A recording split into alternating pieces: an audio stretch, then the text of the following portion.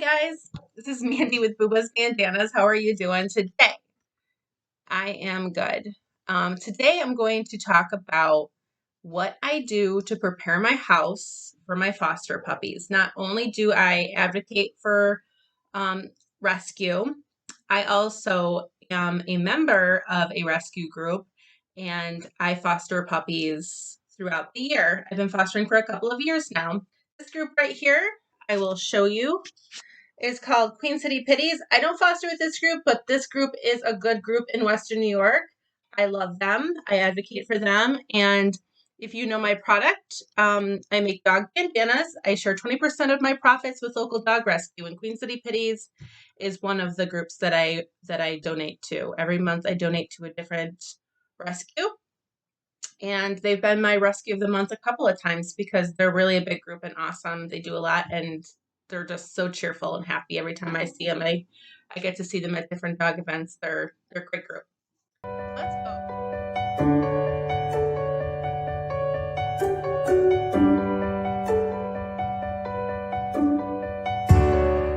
Okay, here we go. What do I do to prepare my home for these puppies? First of all, I have made the mistake of putting down tarps. I put down tarps in my dining room, took all of the furniture out of my dining room, and then I put up gates and I put up one of those big pens for the dogs. And the puppies were in there. And I thought it was a genius idea. I'm going to take everything out of my dining room. Blah, blah, blah. Well, the tarp makes a lot of fun noises that it didn't occur to me when I was doing this.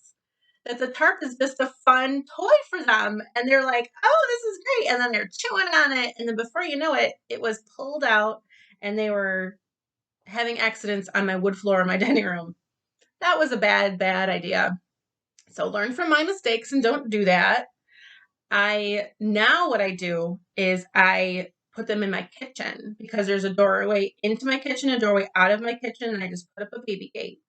The kitchen floor is laminate, so if they have accidents or if they mess around on it, it's not going to be something that they will destroy.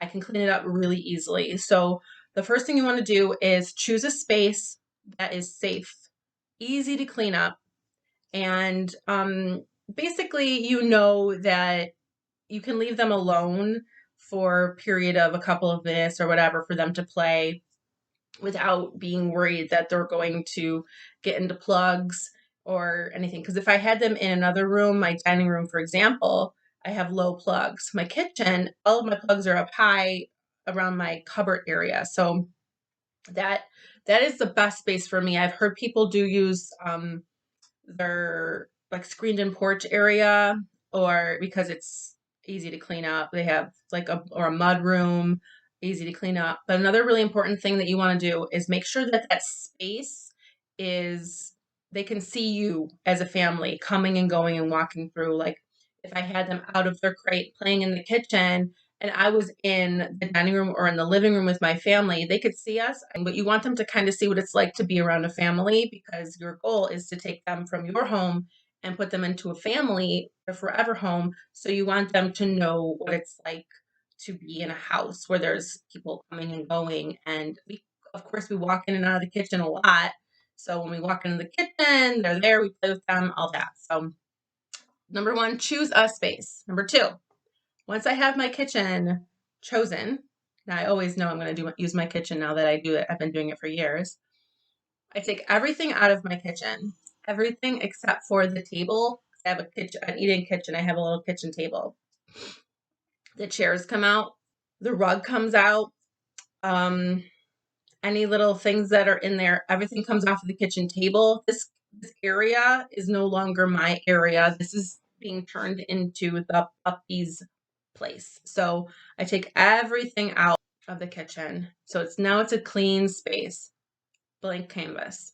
Third thing, clean everything. And I don't mean like, oh, you took everything out, it's clean. You took everything out, it's clean. But you know that there's those little dust bunnies in the corners of your room that, yes, I mopped yesterday, but where did that come from? Or, your kids were eating a peanut butter and jelly sandwich and a piece of jelly fell on the floor that you didn't see before.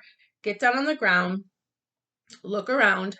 What I do is I use a vacuum cleaner and I vacuum with the extender all through the whole thing. Then after I vacuum, I take hot water with a splash of bleach and I wipe everything down. I mop the whole floor of the kitchen. So now I have a really clean area for these puppies, because just like toddlers, they will find stuff that you're like, what is in your mouth? So I've learned to prepare the space so that I'm not running around going, what did you get? What did you find? What is that? You don't want that to be an extra stressor for you when these puppies are coming into your home. You want it to be all prepared and ready to go. All right, so now everything, you've chosen this place, everything is out, you've cleaned, everything is super clean, spotless, as spotless as it can get. Now you want to move into the space and make it a puppy space. You want to have a place for the crate. My crate is underneath my kitchen table, and I put inside the crate, I have blankets. I have their puppy pad is in there too, because they will have accidents when they get excited when they see me in the morning or throughout the night, whatever, because they're babies. And outside of the crate, I have toys. I have blankets, places where they can play. So, and also another tip that I have, if you are fostering a puppy, foster two. Yes, that sounds like a crazy idea, right? But it's not. Trust me, because one puppy is going to play by itself for a bit, but two puppies will play together all day long. Oh gosh, they never get sick of each other, and it's wonderful. They have each other. They have a friend. They have someone to sleep with. It's not as much of a bummer. They're not sleeping by themselves. They're not scared. They have their friend. They have their litter mate that they get to play with. So that's like a little hidden extra little tip for you when you're when you're fostering puppies. If you got one, that's okay, but make sure you have lots and lots of toys so that they don't get bored, because when they get bored, they'll start to chew on things. They'll just start to act up, and you don't want that. You just want them to be happy and playful and all that good stuff. It makes their life better and yours too. On top of the table, when I'm creating my space, I put all the cleaning supplies up there and their food and extra toys. What I like to do is I take the toys and I put them on the ground, but then I have another bin of toys. So I rotate them out because they just get excited to see a new toy, like, oh, what's this? And then I put that toy down. I take another toy that they kind of got sick of and I put it back in the basket. And then the next day, you take out that toy that they got sick of yesterday, you show it to them, and they're like, oh, this is exciting. This is a brand new toy, because they're puppies. They have like this much attention span. So it's great. Is I keep my mop and bucket. I have a spin mop right outside of my kitchen. So when they have pee accidents, I wipe it up, and then I take the water, which is just hot water. Like I told you before, it doesn't stay hot forever, but the water and a splash of bleach, not a lot. You don't want to smell it. You don't want it to be strong, because you don't know what that's doing to the puppies. Just a little bit of bleach, just to like have it disinfectant a little bit. And I take that mop, and after I have a pee accident, poop accident, I clean it up, and then I mop it up too, so that it's very clean. And I keep that mop right outside, and I change that mop twice a day, but it's right there. I change the water twice a day is what I meant. But it's right outside, so it's constantly clean. The fifth and final thing that I do to prepare for my puppies when they come to my house is I set up a bath station.